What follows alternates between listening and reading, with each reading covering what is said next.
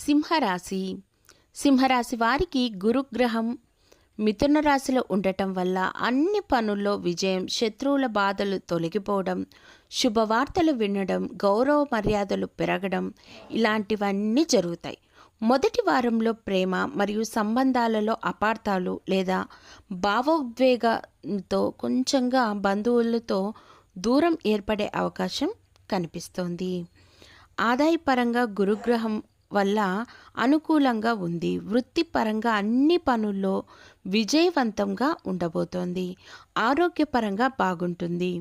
ప్రేమ సంబంధ విషయాల్లో అయితే ఇది కొద్దిపాటి బాధను చేకూర్చే అవకాశం గోచరిస్తోంది.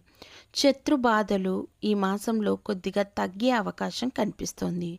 శుభవార్తలు విని గౌరవ మర్యాదలు పొందుతారు. శ్రీహరి, లక్ష్మీదేవిని అలాగే లక్ష్మీనారాయణని పూజించడం ద్వారా మీ జీవితంలో చాలా చాలా మంచి మార్పులు అనేటివి ఉండబోతున్నాయి.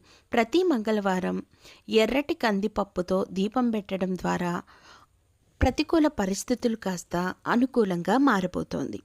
మీరు చేయవలసిన దానములు రాగులు, గోధుమలు, ఎర్రటి మిరపకాయలు, ఎర్రటి కందిపప్పు ఇవి దానం చేయడం ద్వారా సింహరాశి వారికి ఈ మాసమంతా చాలా శుభప్రదంగా ఉండబోతోంది.